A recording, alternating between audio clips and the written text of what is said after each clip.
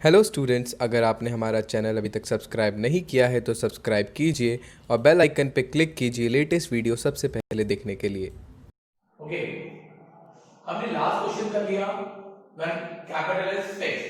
हमने बनाया appropriation account, capital account और current account. Now this is the time when capital is fluctuating. जब हमारी कैपिटल फ्लक्चुएट होती है तो हमें पीएनएल एप्रोप्रिएशन अकाउंट बनाना है और एक कैपिटल अकाउंट बनाना है। ओके स्टूडेंट, क्वेश्चन डिस्कस करते हैं। ए एंड बी दो पार्टनर है जिनका रेशियो है 2:1 with capital 10 lakh or 5 lakh respectively on April 2019। मतलब हमारा जो फाइनेंशियल ईयर है दैट इज 1920 और ये हमारा फर्स्ट डेट है। इनिशिएट हो रहा है 1 April 2019। Each partner is entitled to 8% interest on his capital. B is entitled to a salary of rupees 3,500 per month together with a commission of 10% of net profit after IUC salary and his own commission। That is new point, an important point बच्चों कि जो B को commission मिल रहा है वो after IUC है, after salary है और आफ्टर हिज ओन कमीशन है। ठीक है। Again, A gave loan to firm rupees 50,000 on 1st October 2019। अगर A फर्म को लोन प्रोवाइड कर रहा है तो वो इंटरेस्ट लेने का राइट रखता है। जैसे कि हमने अपनी लास्ट वीडियोस में डिस्कस किया था, the rate of interest is 6%। ठीक है। B provide his property for business use, rental 2,000 per month। yes, B जो है उसने अपनी प्रॉपर्टी दे रखी है बिजनेस को, तो इस जिसका कि रेंट है 2000 पर मंथ। सबसे इंपॉर्टेंट बात बच्चों ये है कि इस क्वेश्चन में एप्रोप्रिएशन भी है और कुछ चार्जेस भी है। ठीक है। हमें थोड़ा सा डिस्कशन इस बात को लेकर करना होगा कि what is the difference between appropriation and charges. Appropriation provide at the time of profit only, but charges provide whether it is profit or loss. So here we can see the interest on this loan, it is a charge. This rent given to B, it is also a charge. ठीक है। इसके अलावा बच्चों जो ऊपर IUC है, salary है, commission है, वो सब क्या है? वो सब एप्रोप्रिएशन है। ठीक। Next, the profit for the year ended 31st March 2020 before above adjustment। इन सबको लेस करने से पहले का प्रॉफिट है 5,17,500। यस। अब हम देखेंगे इसका न्यूमेरिकल क्वेश्चन। ठीक है। We are very familiar with this format now. This is simply ledger, P&L appropriation account, credit side, debit side. Okay, so in the credit side, first of all we will write the profit. This is 5,17,500। please attention student, हम appropriation की credit side में जो profit लिखते हैं वो सभी charges के बाद होना चाहिए, उसमें से सारे charges less हो जाने चाहिए, बट एप्रोप्रिएशन लेस नहीं होना चाहिए, क्योंकि एप्रोप्रिएशन तो हम यहां लिखेंगे ना। अगर आपको ऐसा प्रॉफिट दिया है जिसमें से कोई चार्ज अभी लेस नहीं हुआ है, ठीक, तो वो चार्जेस आपको पहले लेस करना है और फिर वहां लिखाना है। इस क्वेश्चन में मैंने ये दो चार्ज अभी छोड़ दिए हैं लेस होने से। पार्टनर ने जो लोन दिया है 50,000 का, इस पर ए इंटरेस्ट लेने का राइट रखता है by default, whether interest rate is given और नॉट। अगर इंटरेस्ट रेट गिवन होती तो हम वही रेट कंसीडर करते, पर अगर इंटरेस्ट रेट गिवन नहीं है तो हम कौन सी रेट कंसीडर करेंगे? 6% पर, जैसा कि हम अपनी लास्ट वीडियो में इसको डिस्कस कर चुके हैं। 50,000 पर 6% और October, time factor is very important student. तो 1 October to 31 March for 6 month interest will calculate, that will come 1500। उसके बाद हम बात करते हैं बी ने जो अपना एक प्रॉपर्टी बिजनेस को दे रखा है यूज करने के लिए, उसका रेंट है 2,000 पर मंथ, तो वो हो जाएगा 24,000। ये दोनों ही हमारे चार्जेस हैं, ये दोनों ही चार्जेस हैं, तो दोनों को ही हम लेस कर देंगे और ये हमारा डिफरेंस आ जाएगा 4,92,000. Now this is the profit for appropriation student after all charges. After all charges this is your profit which is available for appropriation. Okay, now interest on capital, we have a rate, it is 8%. It will calculate on capital amount 80,000, 40,000. Yes, simple. Salary 3,500 because it is of per month, multiply by 12, 42,000. अब बात करते हैं बच्चों commission की. Little complicated point, आपको थोड़ा सा ध्यान इसमें एक्स्ट्रा देना पड़ेगा.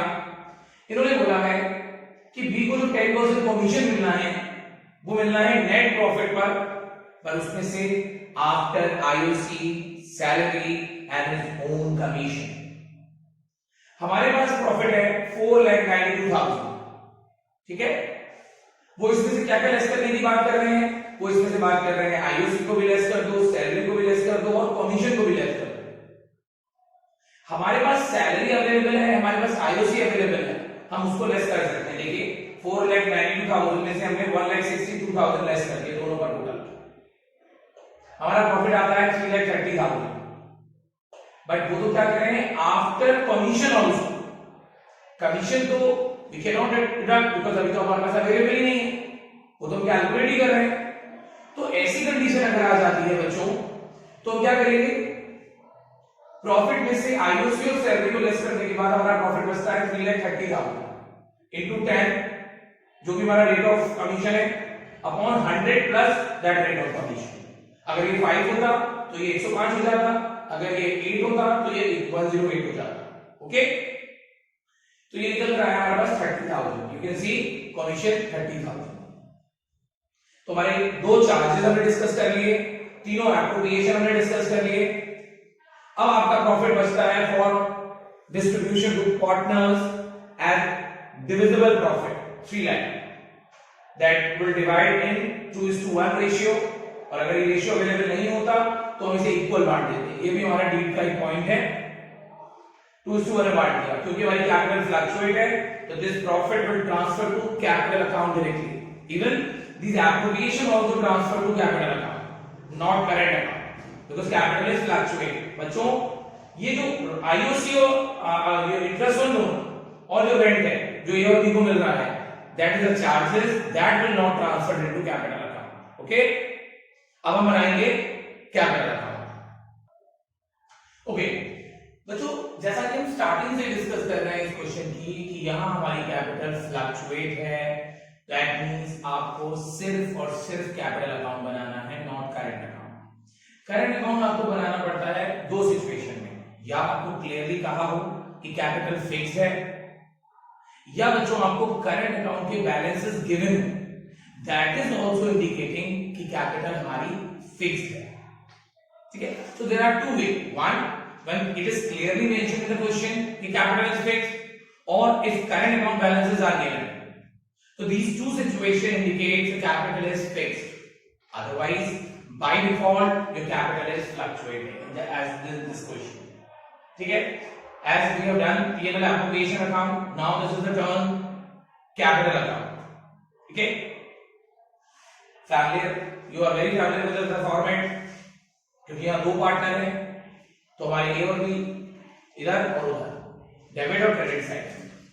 ठीक है बच्चों, सबसे पहले हम उनकी इनिशियल कैपिटल लिखेंगे which is 10 लाख और 5 लाख. फिर हम जो उनका आईओसी हमने कैलकुलेट किया 80,000 और 40,000. इसके बाद वो जो सैलरी हमने बी को दी है 3,500 पर मंथ के हिसाब से 42,000 इन बीस कॉलम ओनली. अगर हम कमीशन की बात करें तो उसको हमने कैलकुलेट किया था 30,000, वो भी बी को ही मिलेगा, इसलिए मैंने बी के ही कैपिटल अकाउंट में ट्रांसफर किया. लास्ट जो डिविजिबल प्रॉफिट है बच्चों, वो जो डिविजिबल प्रॉफिट है वो हमने पार्टनर्स में बांटा था, उनके रेशियो में 2:1 में, ये हमने इधर ट्रांसफर कर दिया bye P&L appropriation account 2 lakh और 1 लाख. क्वेश्चन में ड्राइंग्स नहीं है, ठीक है, तो मैंने यहाँ ड्राइंग्स के बारे में कुछ नहीं लिखा, नॉट इंटरेस्ट ऑन ड्राइंग। अब क्वेश्चन ये आता है कि सर ये जो पार्टनर है जिसको हमने इंटरेस्ट ऑन लोन दिया है 1500 का, वो ए को मिलने के बाद भी ए की कैपिटल अकाउंट में नहीं आएगा, क्योंकि उसके लिए आपको सेपरेटली एज लोन अकाउंट बनाना पड़ेगा। ठीक है स्टूडेंट, अब बात करते हैं, ये क्लियर है सबको कि ए का जो इंटरेस्ट ऑन लोन है वो कैपिटल अकाउंट में जाकर ए के लोन अकाउंट में जाएगा। और हम बात करें इसकी रेंट की। रेंट में बच्चों थोड़ा कंफ्यूजन इस चीज को लेकर रहेगा कि अगर बी को जो रेंट है अगर हमने पे नहीं किया, अगर वो ड्यू है तो वो बी के कैपिटल अकाउंट में जाएगा,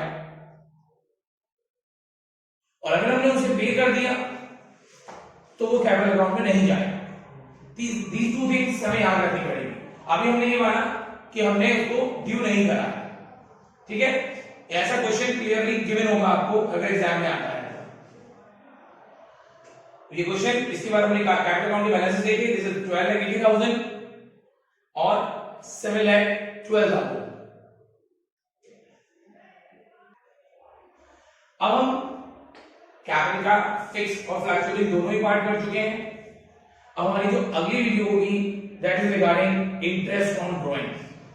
हम इंटरेस्ट ऑन ड्राइंग को लेकर जो सारे पॉइंट्स हैं वो डिस्कस करेंगे अपनी अगली वीडियो में। Okay, thank you.